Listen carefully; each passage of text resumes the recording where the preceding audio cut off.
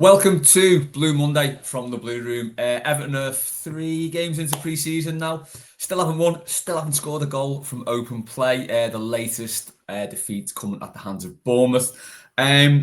Chaps, I didn't see the game, full disclosure. I have watched the highlights. I have listened to your and Matt's post-match, Dave. And I sort of came out of that feeling maybe the defeat wasn't that bad because it just sort of exposed the deficiencies that we knew were already there. We're having trouble scoring, although we did have some decent build-up play. We did look quite lively first half, I think. And then squad depth kind of did us. Bournemouth, pretty much as they did at Goodison last year, brought on a few players towards the end, kind of changed the game. Dave, what were your thoughts on it? Yeah, I think you're right there. Towards the end, maybe go from back to front here, but the substitutes Bournemouth were able to put on shows you, in a nutshell, how much work we've still got left to do and how much work we have to do. Also, think there's an aspect of fitness. Maybe you can't really put too much blame on that, but Bournemouth did in the second half look like they had much more in the tank than we did. First half was fine. I thought it was actually quite positive, to be honest. I thought made some really interesting forward play. There's a lot of freedom for Ndai, a lot of freedom for Alcaraz as well, a lot of space, which they created. But that's where I think it's when you see the sort of thing with Beto that is not the greatest to watch, and that's when Everton go on a particular attack, and then that's where he slows it up because he'll come out of play. He is a kind of player you can play through the back because he's quick, but it's sort of it's very mixed up the way in which we try to approach with any sort of rhythm and tempo about our game. And I thought, and Dye just lit the show up. To be honest, Les. Every time he got the ball, he's running at them. I made the point that after it, it's like he encourages other players to try and take him on physically, and I just think it's a strange dynamic given the fact that he's such a small guy, and yet he's just willing to be clattered. He's willing to carry on. He could win many fouls for us, but it's like he just wants to carry on. To just maybe it's an attitude thing where he just wants to show a footballer that like he is stronger than they probably think he is. But he was fantastic and head and shoulders above everybody else. But yeah, first half was encouraging. I thought there was enough there to see. Yeah, this is fine. This is okay. Without the obvious thing, me and Matt tried to avoid, but it's inevitable that you can't. Is talking about signings that we need. There were gaping places in that team that desperately needed to be sorted out. I know Patterson got hammered for the goals they scored. But yeah, the second half, I think most of us would have expected that type of performance. The other thing you throw into account is and I hate to say this as well because it sounds ridiculous, the climate. It was absolutely roasting. It looked so humid there. But then Bournemouth are doing the same thing. So, you need to take this sort of thing with a pinch of salt. But it's serious because that's the Premier League side. That's the Premier League opposition you're going to be up against. And they won at a canter in the second half. Yeah, this is what we were saying, weren't we, last week, Rog? This is the sort of, these 3 games now are the key pre-season games because they are teams who will be in and around where we are. And safe to say, regardless of the circumstances or any sort of context, Everton failed that test, didn't they, really? Yeah, I think it was most interesting for me was what Moyes said after the game. He may as well have said it was an expected loss because he said, well, we knew this might happen. Well, it bloody well did. Fitness, you're absolutely right. Pre-season, what's the point? What is the point of it? It's to get time in the legs. It's to get match fit, but it's also to integrate new players. But there weren't any new players to integrate beyond Barry, who came on for 25 minutes or so. And I think it's worrying because this is the point of going to play 3 Premier League games. It's like a regular group of fixtures over a busy period. We're playing Saturday, Wednesday, Saturday. I think isn't that the drill? We're playing Wednesday night again against West Ham, and then Man United on Saturday. So you got 3 games in 8 days. And what did you expect? Bournemouth changed their entire team. They finished with an 11, none of whom had started the match. And what did you expect? We had, 6 or 7 players who played the 90 minutes. Fitness was a problem. For me, I'm not sure some of the attitudes were great because once we went 1-0 down, we just sort of caved in. the two errors for the second and third goals were really poor. Patterson, God knows what he's trying to do. But what is Moyes supposed to do with such a threadbare squad, with players like Patterson in there, with players like Chimiti coming off the bench, with players like Irabunum who've still got stuff to prove or aren't actually going to be contenders for a first 11? What is he supposed to do? And I think, most interesting, Matt Jones pointed this out with you, Dave, that I think Moyes is starting to get a bit pissed off with this, with these delays. And Kinnear can sit there and do, propaganda pieces through Everton TV about this wonderful team that he's got, two of whom officially haven't started yet, one of whom is James Smith, the scouting and recruitment director, who's theoretically still employed by Man City till the 1st of September. So, Moyes is getting a bit pissed off, and I think I feel some real sympathy for him. I think there's a big gap. There's a massive gap here between Moyes and everything else that's going on, and it's becoming quite obvious to us now, isn't it? Because he went on stage, didn't he, and said we're looking at getting 9 or 10 players. Yeah, I mean, he's clarified that as 5 or 6 more. I think. Yeah, I've got the quote from the Athletic quickly here, Dave. So Moyes on Friday said, "We're a long way away just now. I would have hoped it would have been much further down the line than we are. I would hope by the time we get to the end of the window, we'd be closer to 10 new players. So you can imagine the amount of work we've got to do. The club are trying really hard to get the players I want, and I've found it really difficult because in my last few years at West Ham, I've been involved in European competition. It's a bit easier when you're a club in Europe." So there is that caveat. But go ahead. That was his quote. It also highlights that that's not going to be anywhere near ready for when we go to Leeds. Or that game against Brighton. It's smacking me in the face to say deadline day we're still going to be chasing players. We're still going to have that panic of somebody rolling up to Finch Farm, making sure they've got the papers over the line, and the documents are signed in time to get them to become Everton players and get that fax machine on the go. Yeah, but let's where it frustrates me more than anybody else, and loads of people are saying to me, "Yet there's still plenty of time." And okay, if you're inclined that way to say so, fine. If you're fine with the situation the way it is, to me, maybe it's paranoia of my own. But we've done this thing in the past. This is old hand to us, waiting so long to get players in, to not enter recruitment or the transfer market at any sufficient enough stage of a summer where you can grow them players and get them established into the side. And it goes twofold, doesn't it? If you don't sign, it's great. If we them 10 players, if you go and get them, that's great. But say they come in on deadline day, you're still waiting until mid-October, end of October, before you're seeing them gelling with the players that we've got. And then it becomes a bit of a Frankenstein lineup anyway, because you're then Moyes is looking to his lineup and thinking, well, we've signed him. Clearly, we've got him in because he's better than the player that's there, or he's the player that we need. It takes him a lot of time to sort that out. So I do, between the lines, think he's indicating, he's sending messages out subliminally that he's not happy with this situation, and it's a concern, because this is the whole thing that's meant to be the way in which everything's changed. The positive is meant to be this. This is meant to be the nucleus of this new Everton that we're wanting to see when we go to the new stadium, and it's not happened yet, and the clock's ticking. And I am worried, because there's loads of great links out there, brilliant. It's heavenly for those who love transfer talk and those who watch Sky Sports and want the yellow ticker on and all that. It's great for them, but where are we seeing some actual substance with this? It's not happened yet, has it? Without Barry, by the way, he looked okay when he came on. I thought he looked fit. He looked like he had a really good touch on him for the last 15 that he got. But my word, we're a long way from being the side that we essentially need to be to kick on from last season.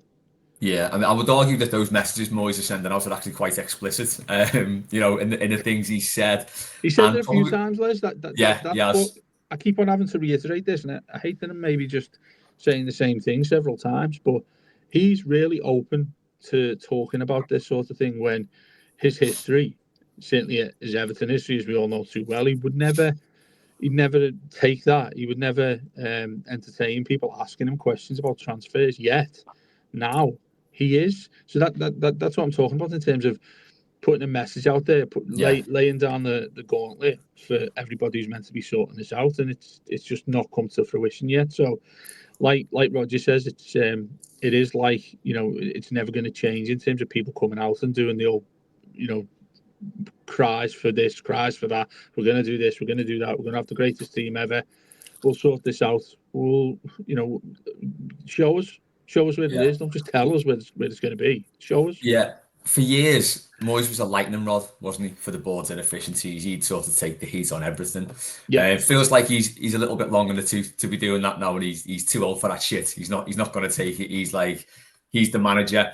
I don't know. Maybe because this new transfer committee or whatever it is isn't in place yet, and he knows he's got to work with them. Maybe there is a frustration there, because he said in that quote, "There's players he's identified." Now, whether that's got to go through some due diligence with these new people coming in, I don't know. Rog, there's a balancing act the club of they're trying to perform, but it's looking a bit ill-judged to me now, in the fact that you definitely want the best people in. So if these people who can't come in until September are the best people to get in, you've got to wait for them, which is fine. So long term, that should pay off. But we're in a real situation short term, aren't we? And we need to make signings. And I think, it may have been cynical from Moyes to make 3 substitutions, I think it was, on 75 minutes in that heat, putting those players through a lot of pressure in that heat. That's where the mistakes come in. You're tired. You make those mistakes, uncharacteristic for Jake O'Brien.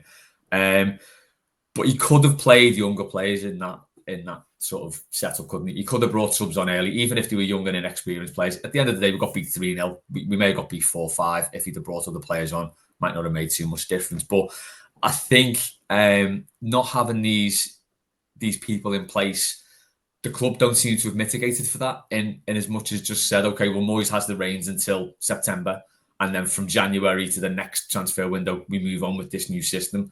I feel like they're sort of caught in between, and it's kind of come to bite us a bit. Yes, I think so. This isn't a surprise, right? We started the window with the smallest squad in the Premier League. We know that, right? So this is not a surprise that we've needed a number of players in a relatively short space of time.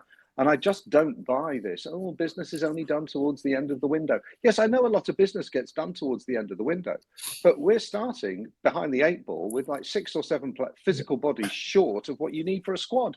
We're not, at the end of the window, 4 or 5 players leave one club and 3 or 4 players come in. That's the real, if you like, the final tweaking that you do to your squad. I think the days of Robinho coming in on the final day of the season or whatever, they're gone.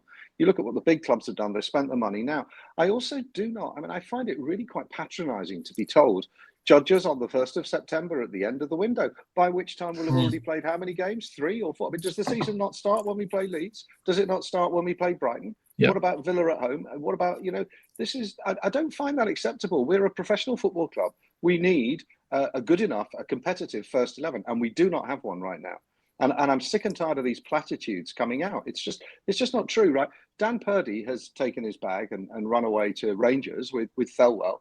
As far as I can tell, and I think Paddy mentioned this on the byline a couple of weeks ago, the rest of the scouting team is still in place, right? They're just waiting for their new boss to come in.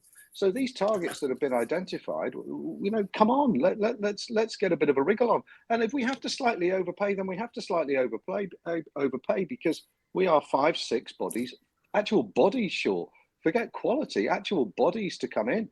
And I just don't buy this. Oh, it'll be fine at the end of the window. By which time, we'll have played 3, lost 3. I know I said we're getting 7 points from those first 3 games, but it doesn't look like it now after Bournemouth have taken us to the cleaners. Well, my new theory is the same as last season, that our first win will come against Crystal Palace at home, which this season's on the 1st of October. I think it was 29th of September or something last year. So I can actually look at those fixtures and say, yeah, that could happen again, which is quite depressing, really, isn't it? But yeah, Dave, that's a good point, isn't it? It's not. We're not even short on quality. We're just short on bodies. So, like you say, that is a very, very scratch squad. Probably 14 players, I think we're up to, aren't we, Rog?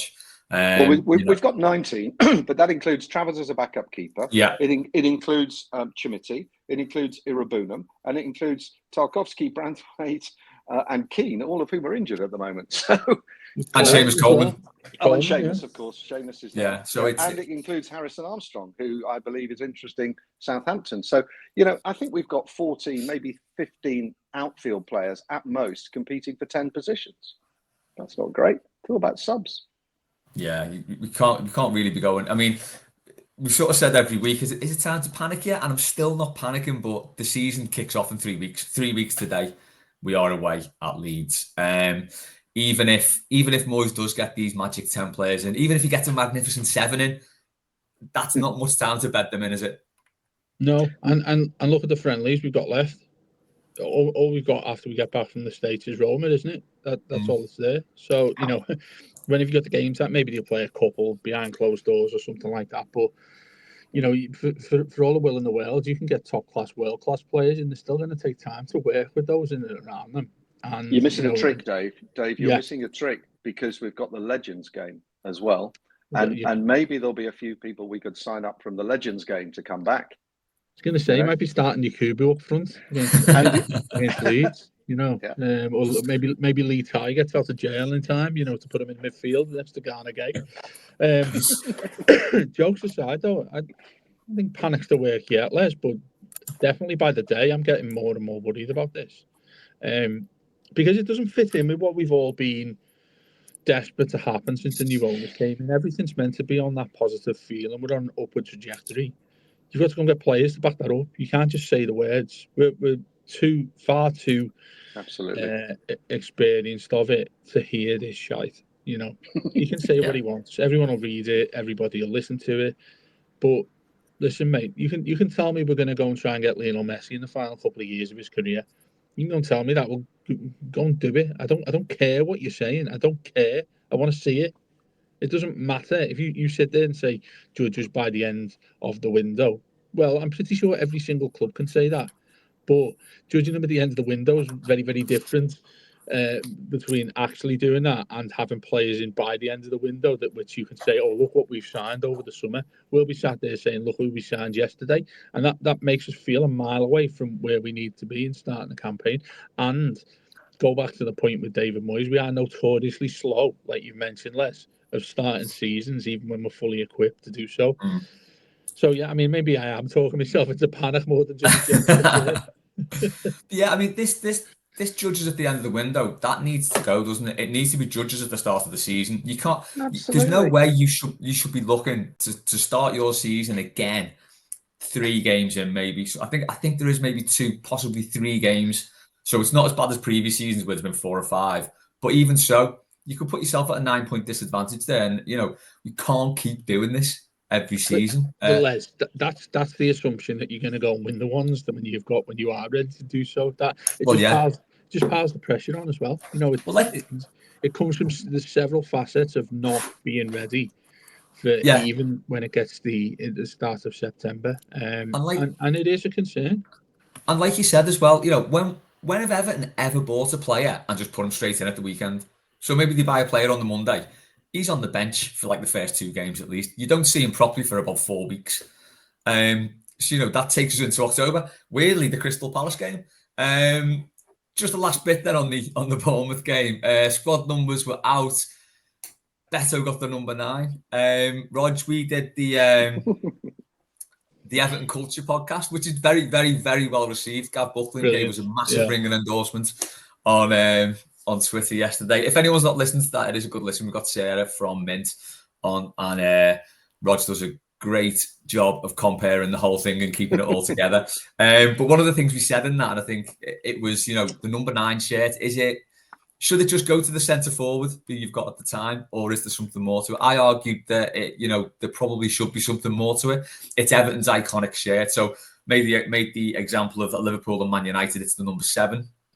That's their iconic shirt, and their best players generally tend to get that. If they don't, there's usually a bit of a kick-off. But we just seem to give that 9 away willy-nilly, don't we?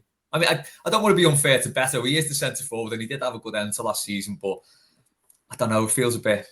I don't think we need to be so flagrant with the number 9. What do you think, Rog? I was surprised, genuinely surprised. I like Beto, and he's turned it around, and he's okay. He's definitely going to be competing for that starting centre forward position. But I can see a world, by mid-October when we might start winning games, as you say, where Tiano Barry's playing up top and Beto's coming off the bench. So it seemed unnecessary. It's not like he had number 47 or something, number 14, I think, previously. I see Barry's been given the number 11. Just it's curious. I didn't think it was necessary. I didn't think it was necessary. It's obviously a decision made, presumably, which Moyes has stamped, and it is a big. It should be a big boost to Beto's confidence. You'd think, but I just thought it was a little premature. And as you say, no, not being critical of Beto. I'm not sure he will be. The Duncan Ferguson or the Graham Sharp, the starting number 9 for the next 2 or 3 seasons. I don't see that. So, Dave, with the number 9 shirt, do you think if the club are going to give it to Beto and maybe give him that confidence boost, there probably should have been a little bit more fanfare, shouldn't there? There should have been very good point. That's a very good point, because we love to do that. We love to make a big hoo-ha about something, and we just kind of slipped it out. I saw him wearing a number 9 training bib, and that was the first I heard of it. I thought, this is really... I checked the website. Obviously, the website isn't up to date. I think he's still number 14. But then, he rocked up at the MetLife Stadium with the number 9. Sorry, Dave, go ahead. No, it's okay. I think you're right. I think, I think, and keep on talking about this sort of term twofold here. It puts pressure on him not to have been given that sooner, and you're right, it also may well show him that there's a lack of faith in having him as Everton's number 9, not only because he's taken a while to adapt to the Premier League, and he had a really good second half of the season, but if there's not full faith shown in him and he's just giving it because he's the only striker we've got and Calvert-Lewin's left, then you're just looking at it a bit of a token gesture, aren't you? You're thinking, oh, well, that's the number 9's the shirt that's left. It's just a coincidence that it's the main number that you want your striker to have. Who knows? Barry might well have been given it had he been signed a little bit earlier. That would have been ironic, wouldn't it, that he actually signed on time?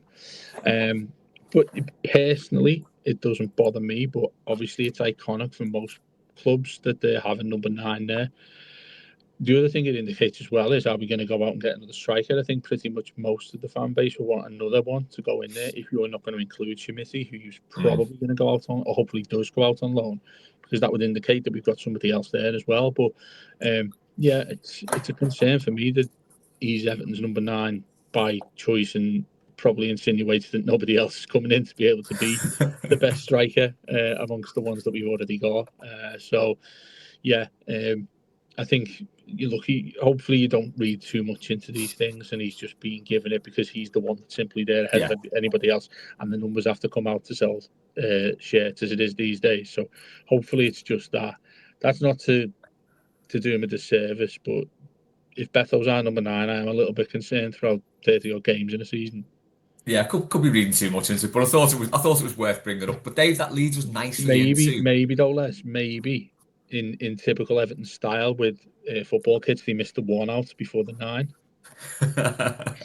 Yeah, or they'll change it before September. Do you know what? We haven't had a good numbers kickoff, have we? With the shirts this season? No, there's been no people kicking off. Maybe people have learned that do not get your shirt with the name and number on until the squad numbers are out. Hopefully. But I do miss that kickoff. There's always a good one every season. Yeah. But that leads just on the website. Just on the website. Go on. Sorry. Just being a little bit attention to detail, because God forbid we should pay attention to detail as a football club. All the players are still wearing last season's kit on the website, from what I can tell. Beto is still the number 14 on the website. So there you go. Oh, Tiano Barry is wearing this season's kit. He doesn't have a number according to the website. All the other players are still wearing last season's kit. The website team do seem a little bit tardy at Everton, don't they? Look, lads, if you need help with your website, this is what I do for a living. So, just give me a shout if you want. So, Everton transfers. You mean that, though? You actually do mean that? Oh, God, yeah, I do. I'll take it now. So, we've been linked with 2 players. 2 very young players. One's 19, one's 20. Bayern Munich teenage defender Adam Asnu. I think me and Rob decided last night he's called as Asnu. I think if you're going to spell it the way it looks, it's Asnu, isn't it? Asnu, like N-O-U. Yeah, like New Camp, yeah. Sign him Asnu. I think everyone's said that joke already about 1 million times, haven't they? But he's a young, up-and-coming left back from Bayern Munich. He went on loan to Spain last season. But looks like, it's not, I think we were saying last night with Rob, it's not so much a priority position, as in we do have a player who plays there, but it is a priority position in the fact that that plays Mikalenko and there's no one putting pressure on him. So I do think that will be a good signing. Any thoughts on that? Yeah, I think Munich want it. One of the problems seems to be that Munich want a buyback clause. Did I read that correctly? Which probably means they've got a lot of faith in him, and it might appear a bit more like a loan. But yeah, it's a backup position. It's not a top priority position. Right wing, right fullback, and another central midfielder are higher up the priority chain for me. But yeah, a decent young talent. Why not? We need to lower the age of the squad. So seems like a good one. Dave, on the buyback thing, I think the last time we did that was De La Feu, wasn't it? Mm-hmm. And that worked out well until he took him back. But yeah, I'd be happy with that. Would you? Yeah, I think we're in that platform, aren't we? With players, if you're going to go sign players, and it would be a premium if Everton go and get him for a cheaper amount, and that's with the caveat that it means that they can buy him back at some point. Then I think it safeguards what we could lose. If and when he's a good player for us. The thing is, it just feels like a bit part time, doesn't it? That's what gets me, because if he goes and plays well, a bit like Alcaraz, I guess. If he goes and plays well, then you're into a sort of bidding war, because other clubs will see him as well. If you have first refusal on getting a player in the other direction, then that's fine, which I think we did with Alcaraz, or we certainly did it quite quick and actually operated efficiently with that. But for them to be able to take him back, I think it's a model that's pretty common with Bayern Munich, and it's clever. Did he not do it with Cancelo at Manchester City? I think that might have happened, or they might just have come in and signed him anyway. But I think it's common practice at bigger clubs, because look, if it's what you should do, that's a sensible, intelligent prospect, isn't it? I mean, it'd be great if you had the talent to go and blow it elsewhere and get games. We've done it before, but at a much lesser level. You've got a team that's in the Champions League latter stages most years on the run. You're thinking, yeah, a real talented lad, we'll send him to Everton, we'll send him to a Premier League side. It's a make do for now aspect. Just the transfer, he might well then turn out to be a world class player, but for us, it's that thing like with De La Feu. It ended up a shame that we couldn't keep him. Look, but I guess if we come to the end of the season and we can't keep him and Bayern Munich want him back, that proves that he's done really well for us. So I think it's a win-win situation, isn't it? Yeah, I think so. And it's the market we're operating in, isn't it? If we can get really good quality young players, but it does have caveats like that. That's just where we are. So yeah, I'm quite looking forward to that one. The one that seems to have captured everyone's imagination, and I genuinely hadn't heard about this fella. I had no clue who he was. When I heard Fofana, I thought it was your man from Leicester, genuinely. But yeah, some kid from Lyon who apparently is ripping up the French league, Malik Fofana. Yeah, a lot of people seem excited about this. He seems the right profile of player. He's a right-footed left winger. Obviously, that doesn't sort of solve the right-sided problem. But on the flip side, I think if we've got a player like him, Alcaraz, and then Dye, they're three players who can probably switch around those positions. So it probably does solve that issue. Rog, where are you on this one? Do you know anything about him or? Not a great deal, no. I've heard some decent reviews, and obviously he's highly rated because apparently we bid 30 million or something in true Everton style, knowing that they want 40. So that's brilliant. Well done. Alan Shearer, remember our brilliant £12 million bid for Alan Shearer when he'd already been sold for 15. That was outstanding. Who can forget? That was Ken Wright's finest moment, I think. Wasn't it just? Yeah, we tried. He probably mortgaged his house to do that as well. Yeah, he looks all right. Look, I think I agree. I'd really like us to have a mobile, interchangeable front three, a la Red Shite, Firmino, Mane, Salah, kind of. Maybe not quite that level, but I think that's the way modern football is. And pace is the most important thing. And that was what was so evident just coming back to Bournemouth, the pace with which they attacked on the counter. And also, when they spoke to Iraola at half time, and he said, yes, our style of play is very much to win the ball high up the pitch. That's the way we play. That's how our team will always set up. And they've got a discernible style of play. So if we can bring pace and in the forward areas and people who are good at pressing high up the pitch, I'm all in favour of it. Yeah, Dave, where are you on this one? Yeah, I mean, I do have sort of mixed views on this, because you're going and getting and paying big money for a lad that's not really proven. I guess we've done the exact same thing with the striker we've just gone and got from Villarreal. So it's where you have to put your trust in the arms of a recruitment committee, whatever it is you want to call it, that we're criticising for not being fully together yet, and won't be until the end of the transfer window. So I do have reservations about it, but by and large, yeah, I mean, you can only take blind faith on what others have said about him, and he does seem a real talent.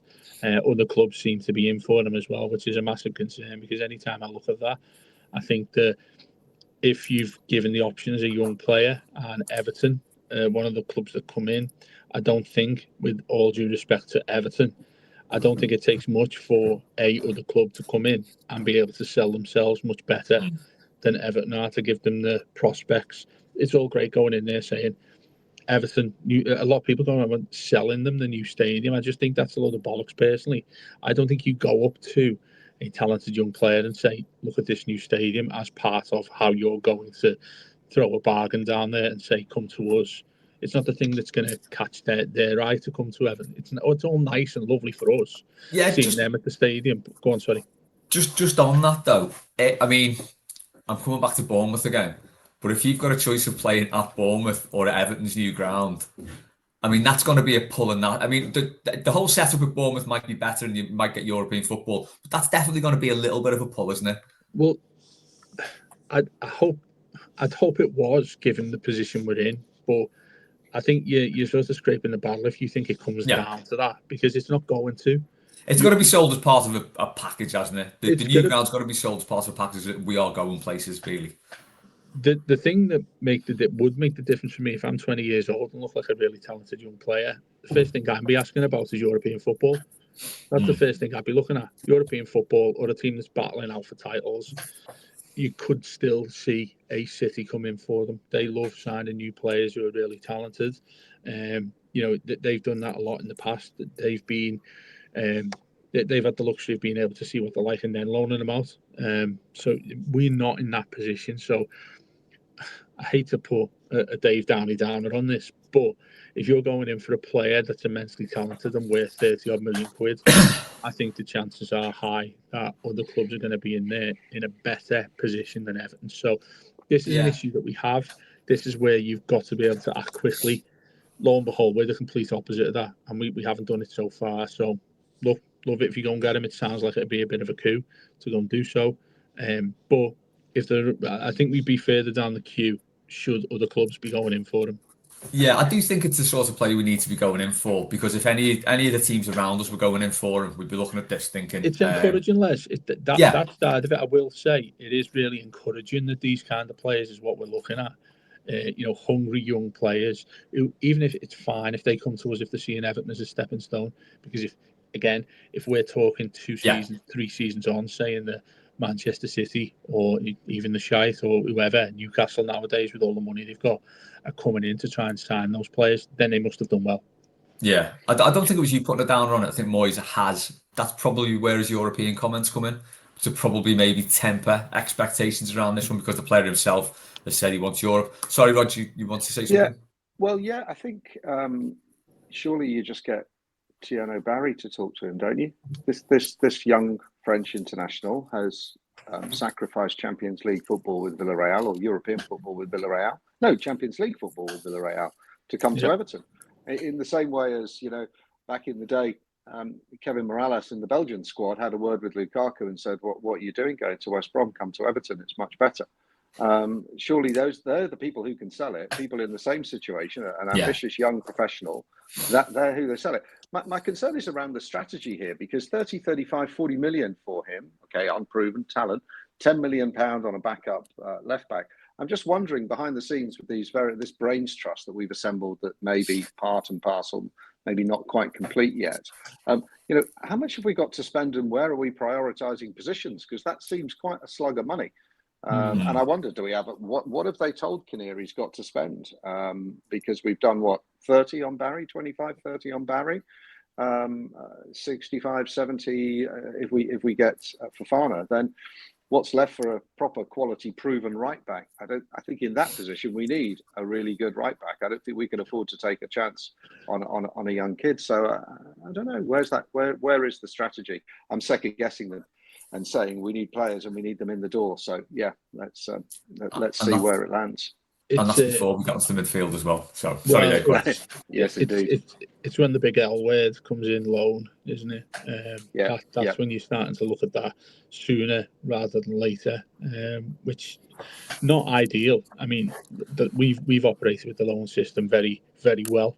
If you go back to the one that's, I think it's probably one of the most joyous days that we've had at the club for years was that day when we got Barry, the original, and Lukaku and James McCarthy all on the same day. That was fantastic. I remember having a pint over that. That's how sad we were. We had no money, so we took some players on loan. Yeah, Roberto had a dream apparently. Yeah. It's there's a lot of legs in this story still. I will be surprised if we sign him, to be honest. I do feel like that. Another club will come in and pluck him away from us. Obviously, this is where we need backup targets as well. So we can't be lingering too long on any one player because we just do not have the luxury of time. Paul Joyce, as you said, apparently haven't got another winger. They're eyeing another winger alongside Fofana, so that's good. There's another option. But yeah, I think they're going to have to be. What's that? Jack Harrison. Oh, Christ. Yeah, probably. Yeah. Oh, man. Day one of the Everton transfer rumour is Everton are eyeing a winger. Day 2 or 3 is Everton are preparing a bid. Day 4 or 5, Everton are typing up the bid. Why does it take so pissing on? An Everton contingent has gone to visit the player whilst negotiating with the club. Yeah. Everton are contemplating. Yeah. We will never get back to the halcyon days of Steve Walsh with his undies and a briefcase. Best ever. Bring it back. We'll move on. Finally, we're into the last 10, the business end of the podcast. So, just want to pick up on this new ticketing process at Everton. It's caused a lot of consternation among people, I think. I sort of had a go at the ticketing thing last season. I bought a mate some tickets on Foxy's ticket thing when he couldn't go, and it's safe to say it wasn't the best system in the world. It was pretty Wild West, to be honest. You got on at 10 o'clock. By 3 minutes past 10, a lot of those seats had already gone, and it was really difficult to get seats together. So it was by no means a perfect system, and the club have now brought in a balloting system. So basically, you don't have to get online at 10 o'clock. If you can't get online at 10 o'clock on a Monday, you're not disadvantaged. You just go into a ballot that's open from Monday till 4 p.m. on Tuesday, I think. And then if you're successful, you get a certain amount of time to buy your tickets. If you don't buy the tickets, this then goes on to the secondary sort of tranche of people who can buy tickets. On the face of it, it sounds a complicated but slightly reasonable way of doing it. I think one thing we'll go into the details of it in a minute, but I think one of the things that has annoyed people is the fact that Everton have just introduced 2 tiers of membership. One for £60, which is Forever Blue Plus, and it's 35 quid for kids. It's 40 quid for kids. Yeah, and Forever Blue is 35. Forever 25 quid for 0 to 3-year-olds.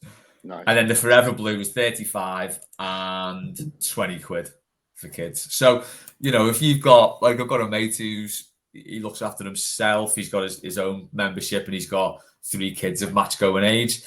That's a fair bit of money to spend out just to be in with a chance of getting a ticket.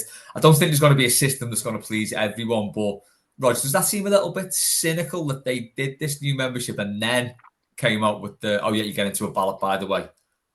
I think they could have handled it better, couldn't they? First mistake was saying they consulted with the fans when, as the fan advisory board came out and said very forcefully, you didn't consult with us. So that's disappointing that the club should be slightly economical with the truth and laid themselves vulnerable to the fan advisory board stepping in. Good on them. Yeah, look, Forever Blue Plus still says a priority ticket access, and there's not much priority in a ballot, right? And it still says on the website, the first pop-up you see on the website is sign up for priority access. So, maybe it's semantics, and maybe we have overcomplicated it with one window here and one window there, and you pay 60 quid or 35 quid. The main reason seems to be to stop ticket touts and bots coming in and buying, as you say, 10 o'clock in the morning, popping up with, buying a whole tranche of tickets and flogging them on the black market. That seems to be the main reason.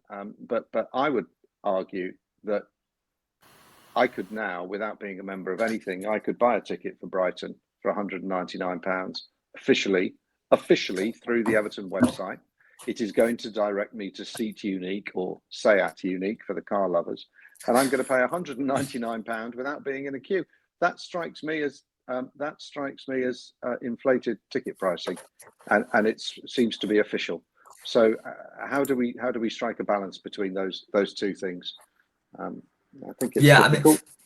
I think the thing that's always done my head in about it is the fact that the club have a ticketing system in place. Mm-hmm. So they can set up their own secondary ticketing system whereby you sell tickets for face value. The club don't need to make money on this. The tickets have been sold. They don't need to make any more money on it. It can just be a face-to-face, peer-to-peer ticketing platform. You get rid of the touts immediately then. And also, you don't let secondary ticket selling sites like Seatwave, like Viagogo, you do not give them access to your tickets or your platform, because that's another issue that comes in, that these secondary ticketing sites, they get a bundle of tickets before anyone gets them. It's notorious in the music industry. This happens. It happens in football. That's what needs stopping. If you want to stop the touts, that's what you've got to do. You've got to stop legalised touting, like you say, Rodger. And, being cynical about it, I suppose Seat Unique is a bit like that, isn't it? I suppose you're getting... I'm a bit torn on this one, because £200 for a seat is a lot, but it's £200 for a seat that you may never really get to sit in because you can't afford that level of membership. It's very elitist, and I don't like any of that. But I can see whereby this experience can be packaged up, but then it's what you get with it, isn't it? So, I mean, I don't understand. I wish there'd be more transparency in terms of numbers of tickets, because we know what the capacity is, and we know how many season ticket holders we have, and we know how many corporate boxes we have. And okay, perhaps this £649 for a Village Street 3-course dinner and a seat in the corporate hospitality area, maybe that's just part of the corporate seating. But selling individual seats on their own for £199, surely, if that didn't happen, if those seats weren't available, there would be more seats available for Forever Blue Plus or Forever Blue members in the ticket ballot. Yeah. So, you are robbing Peter to pay Paul. And as you say, if you're a family, if you're, paying the thick end of £150 for your memberships for you and 3 kids just for a chance to be in a ballot, that doesn't strike me as particularly rewarding or affordable or fair, for that matter. I'm also not a fan of the 2-tier system as well, whereby you've got the plus membership and membership. That seems very cynical to me. So basically, if you're on the normal membership, let's say, you get second dibs on the tickets if they don't all go with the plus. So there is quite a good chance there that you won't even ever get dibs on the ticket, because especially for this season, I can't imagine there's many people who are going to go win the ballot and not take up the ticket. No, I suppose so, but it comes back to how many of these are being sold at 199 quid. And will you be able to sell a seat for 199 quid for Burnley at home in, middle of February? Probably not. Yeah, it's all over the shop, isn't it? I think, like you say, a bit more transparency and a bit better explanation. I think to pick up on the fan advisory board as well, that was a really good spot, because they've said, while we understand the club's efforts to address the growing concerns around ticket touting and misuse, I don't think it's that. And not every decision will receive universal support. Basically, they're saying they've not been spoken to about this, and the club just went ahead with it. And they do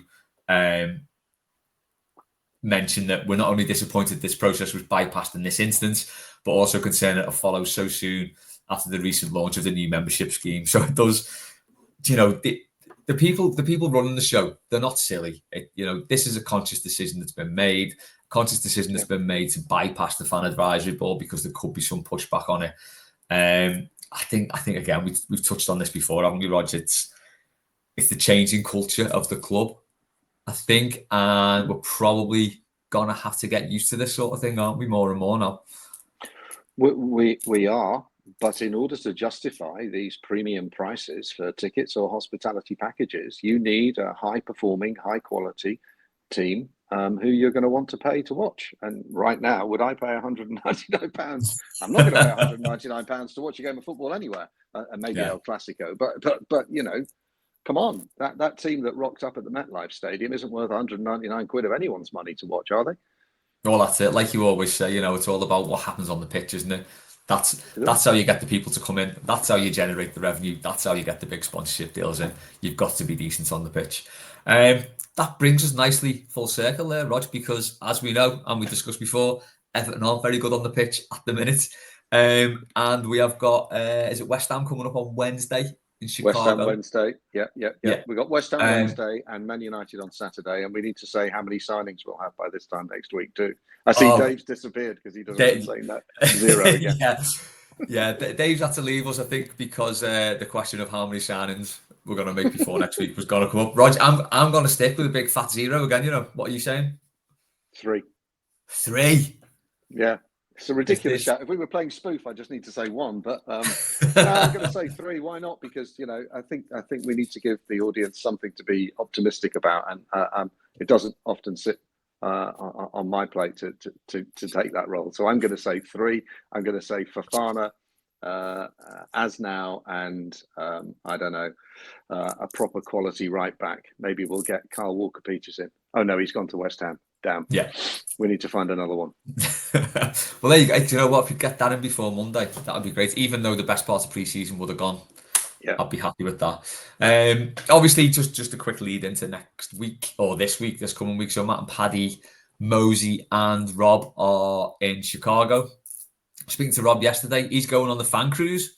Wow. He was asking for some sort of sartorial advice to make sure he didn't sort of misstep. I said pair of chinos and maybe short sleeve button down shirts. I think that's what we landed on. That's fine for that, isn't it? You know.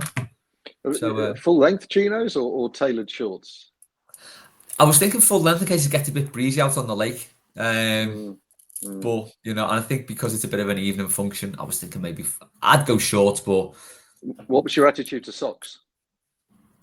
I'm happy to wear socks with chino shorts. I'm fine with that. Can't abide no socks with long trousers. That needs to stop. No, none of that. None of that caper. But yeah, the lads will be bringing us loads of reporting from Chicago on the event they've got before the match. They'll be doing post match. There'll be loads of stuff from the lads, so keep an eye out for that. Then we'll have the usual stuff. We'll have the weekly. We'll have mailbag. We'll have an instant match reaction to West Ham and Man United, and then it's Blue Monday again next week. And then we're 2 weeks away from the season, so hopefully, Rog, those 3 players do come in and we can all sort of relax a little bit. Thanks as ever for that, Rog. Lovely to speak to you. Thanks to Dave as well. Sorry he had to rush off before the end, but there we go. That's been Blue Monday. We'll be back with loads of stuff in the week. Up the toffees.